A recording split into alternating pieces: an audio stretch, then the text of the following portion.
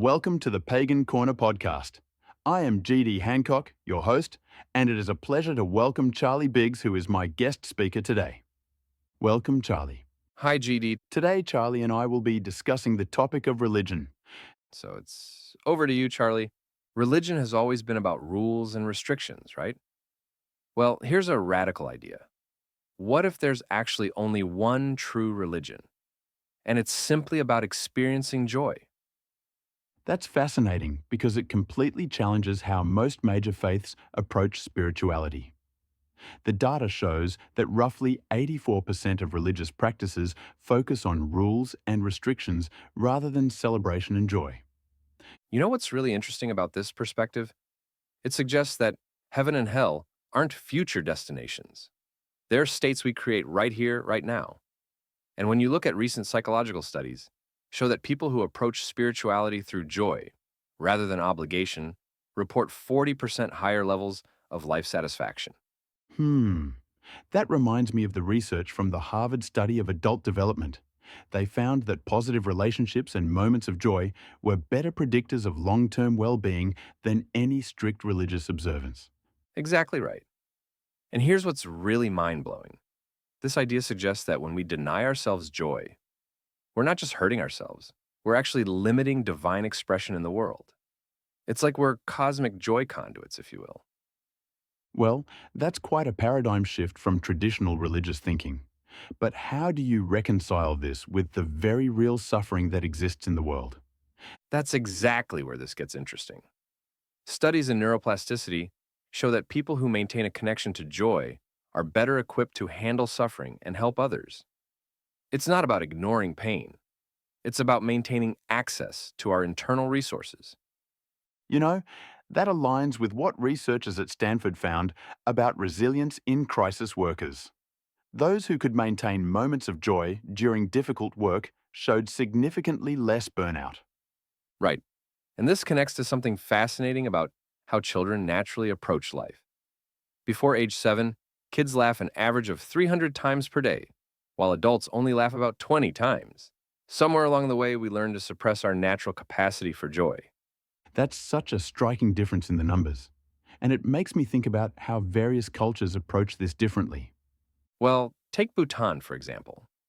They measure gross national happiness alongside GDP, and their research shows that communities that prioritize collective joy have 60% higher rates of reported well-being. It's not just about individual happiness, it's about creating joy-conducive environments.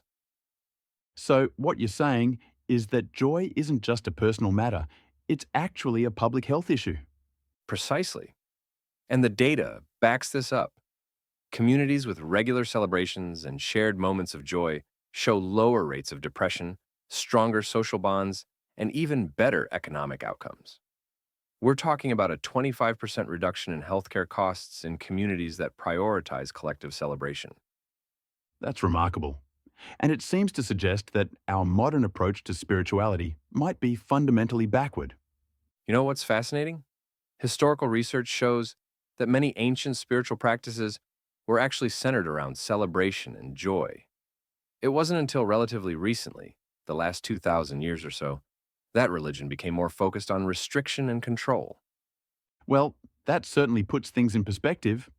The ancient Greeks had over 50 festivals a year dedicated to collective celebration. And here's where it gets really practical. Neuroscience shows that when we experience joy, we release neurochemicals that enhance learning, creativity, and problem-solving abilities. So, by suppressing joy in our spiritual practices, we might actually be limiting our capacity for growth and understanding.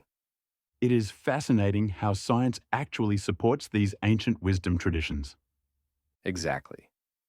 Looking at contemporary research, mindfulness practitioners who incorporate joy into their practice show 45% better outcomes than those who focus solely on concentration or discipline. It's like joy is the lubricant for spiritual growth. That's quite a compelling case for rethinking how we approach spirituality in modern life. Well, as we wrap up, here's something to consider. What if joy isn't just a byproduct of spiritual practice, but actually the whole point? The data certainly suggests that when we approach life this way, everything else, health, relationships, and even economic outcomes, tends to fall into place.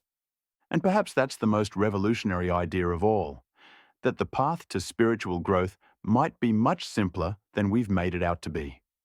Indeed, the research is clear.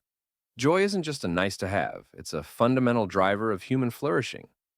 Maybe it's time we stopped treating it as a luxury and started seeing it as the essential spiritual practice it appears to be. Well, that just about wraps up this session of Pagan Corner for today. Thank you, Charlie, for joining me. It's been a pleasure, GD. And thank you all out there for listening. Bye for